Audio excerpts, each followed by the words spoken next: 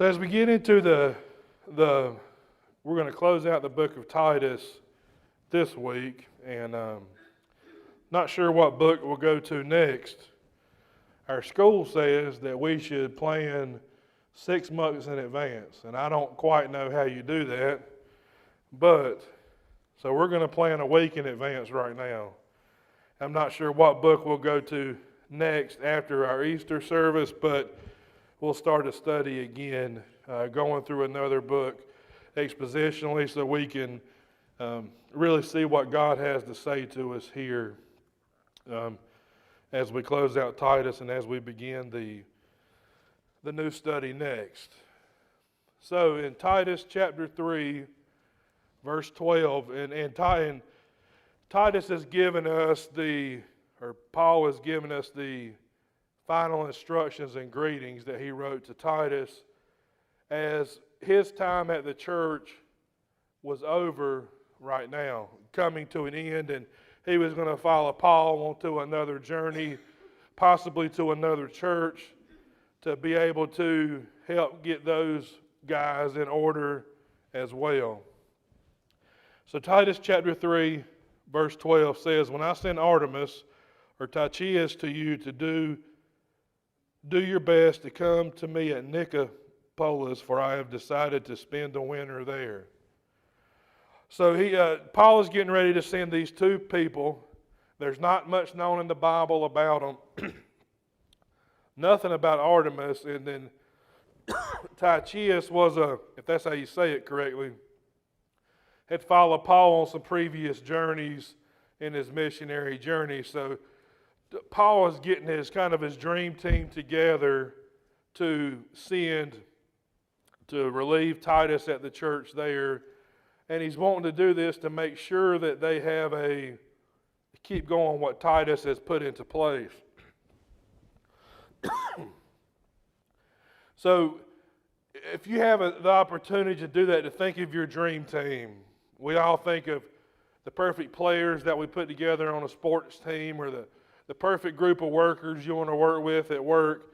This is what Paul's getting ready to do to this church, to relieve Titus so Titus can go with him and spend the winter with him at Nicopolis, which was a place that was a nice place to spend the winter, so a nicer temperature and a warm place to stay. But we all have our dream team of people or persons in the Bible or people that we look up to. And we all thought at times, what could this group of people do for us if we were able to gather them together in a circle around us? So these people are pretty important. And think about those people as we go about today, your group of people that you can surround yourself with, not only to make you a better person, but that they can help you spread the word of the Lord to more people than we are at this point. So in verse 13 it says, "Do your best to speed Zenas the lawyer and Apollos on their way. See that they lack of nothing." So he's telling Titus to do your best to get the Zenas the lawyer and Apollos there. Zenas was a lawyer who many think knew about Roman law. And it was probably a pretty smart thing for Paul to put him there in the church. As we know, the Christians were very persecuted at that time by the Romans. And this guy Zenas was here to be able to guide them in ways that maybe the others couldn't have, and make sure they need for nothing or lack for nothing. So these people probably, as it's saying they didn't lack for nothing, make sure Titus does that, they probably didn't come with a whole lot. They probably left what they had to follow Paul here to this church, and they were putting their trust that Paul would have something there for them that they wouldn't have to need for nothing when they got there. So you think that in present day time, how hard would it be for us as people if I say, I'm not even going to say me, if God told you to say, "Hey, I want you to sell everything you have and go somewhere far off, or go to a different state, and don't worry about anything because I'm going to have everything prepared for you." When you get there, how many of us would second guess it? I'm not the only person that would raise my hand in here, I'm sure. because it's human nature to say the comforts that we have, no matter what those comforts are, is comforts that we're accustomed to. And sometimes those comforts and the things we have, we take for granted so many times. I think I've told you before, when I spent so much time in the Middle East, I took grass for granted. I asked my mom to send me some grass seeds so I could plant in a little plant in front of our tent because I wanted to see green, and I hadn't seen nothing but sand for 15 months. And so I never would have thought that I would have took grass for granted, and so many other things that we have, this building. What if God said, hey, or what if something happened to this building? A storm come through, a fire came through, and he said, that's okay. I'm going to prepare a building for you. Just have faith in me. Be here Sunday to meet, and then we're going to have somewhere for you to go. It'd be hard for us to do that.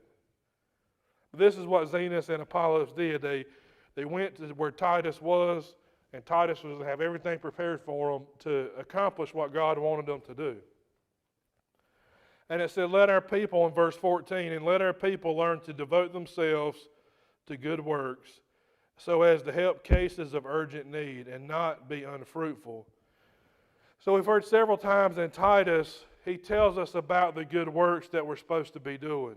And as we talked last week, we know good works won't get us into heaven.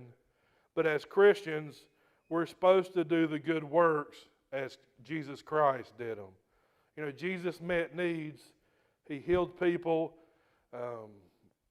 fed people. He was a helper. He loved people unconditionally. He had a Christ-like love. And it even says we're supposed to meet urgent needs. So you think about what's some urgent needs around here. Have you ever thought about this? And I seen this Saturday.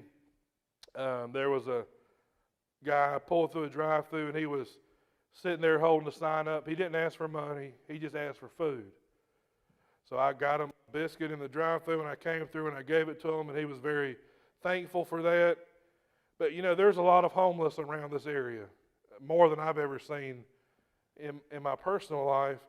But I've seen online and different things, there's these little bags you can pack up that might have just some essentials in them, and you put a little Bible in there. And how great would it be if we drove up to someone at a stoplight, and we've all seen them, and most of the time, you've never looked straighter and harder as when there's a homeless person right here. Because most of the time you're eating something, you're drinking something, you're doing something that they're asking for.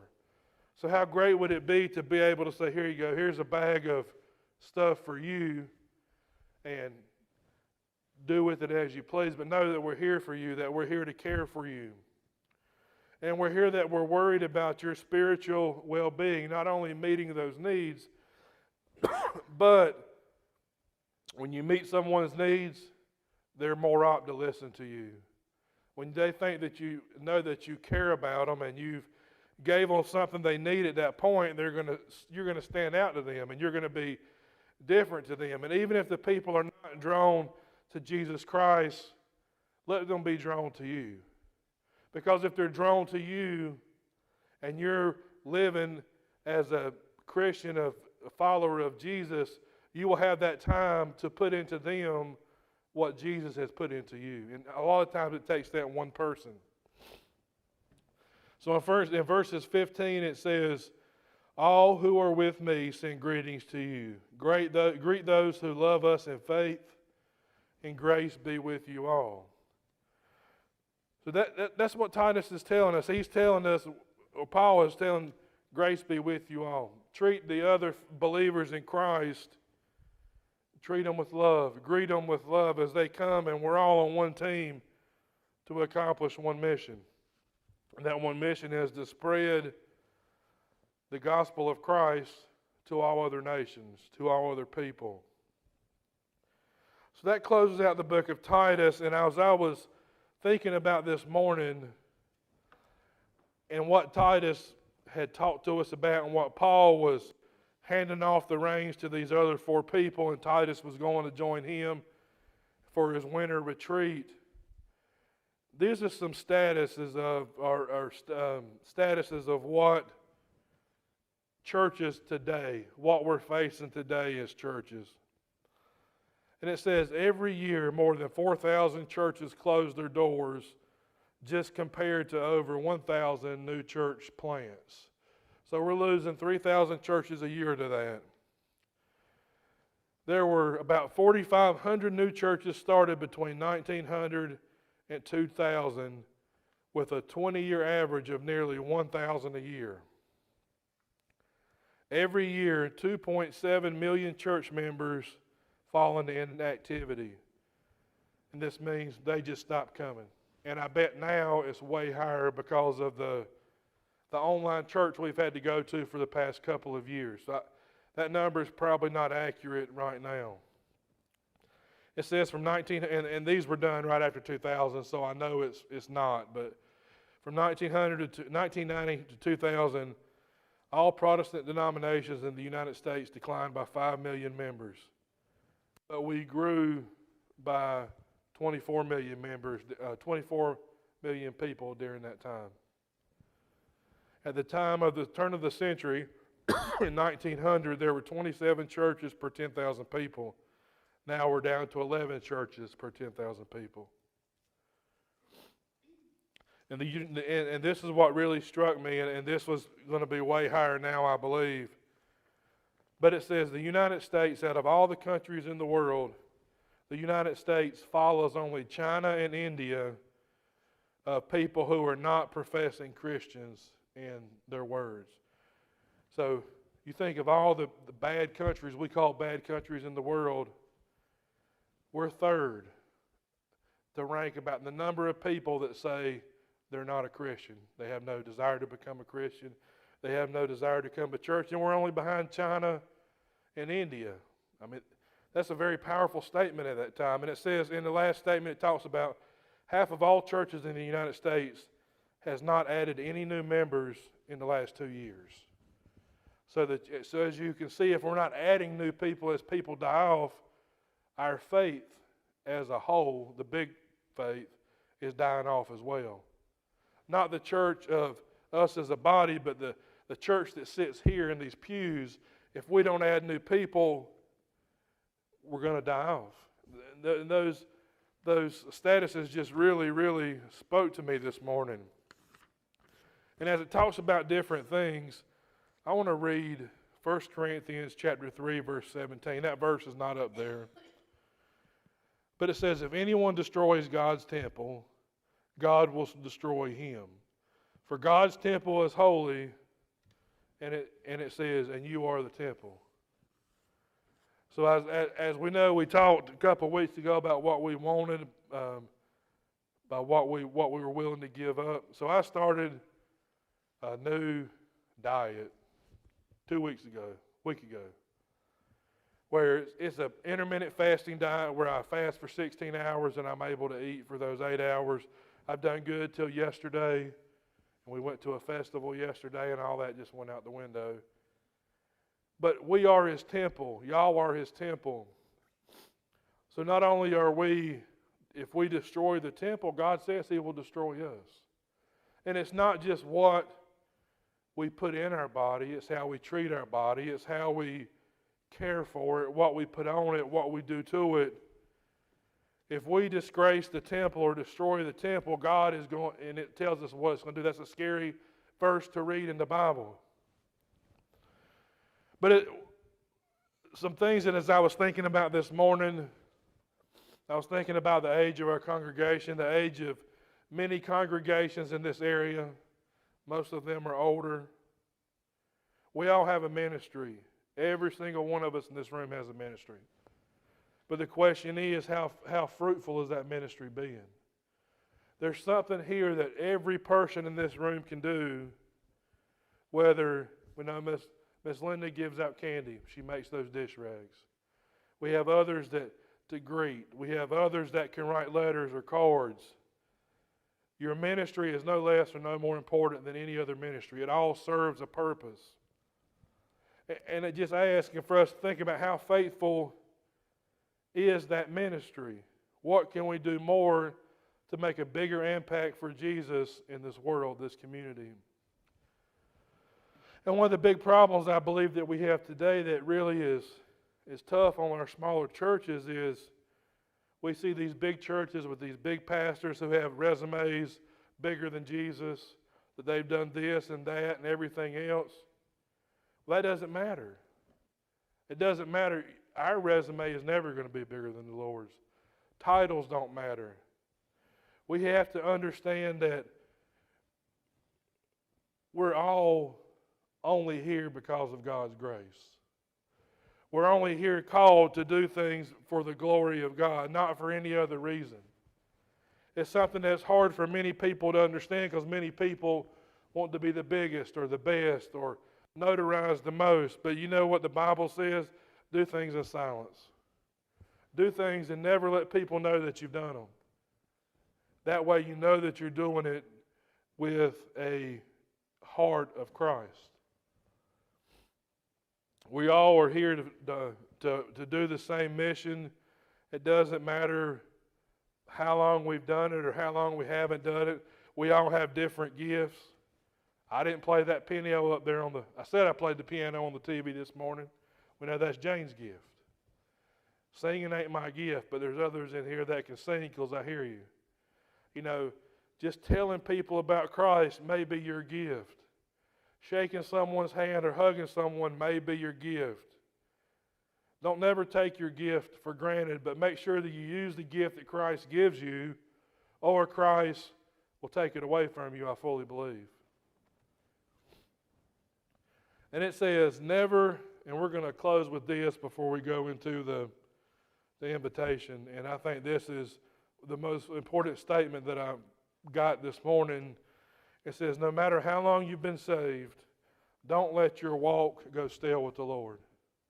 It doesn't matter if people here has been saved, probably some of you longer than I've been alive. I'm very sure of that. But don't let your walk go stale. Don't get frustrated. Don't get down in the dumps about it because things used to be that way, or we used to have more people here, or the world was different, or we can think of a million different ways why we can get discouraged with our walk with the Lord. And when you get discouraged with something, what do you do so many times? You just don't care about it anymore. You say, I'm mad about this, it ain't going the way I want, I'm just not going to think about it. And then when you don't think about it, it goes stale. When you don't take the time to close a bag of food up and you let all that air get in there, then it gets stale quickly. So you want to make sure that you're doing the proper things to yourself, which is spending time with the Lord, praying, reading the Bible, staying involved, that keeps yourself continually being fed from the Lord.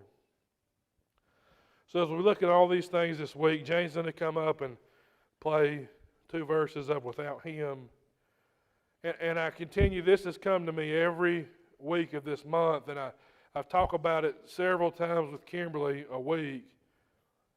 The question of what we want to see happen and what we're willing to do for it is something that has troubled me this week. And not only this week, it's troubled me for the past month.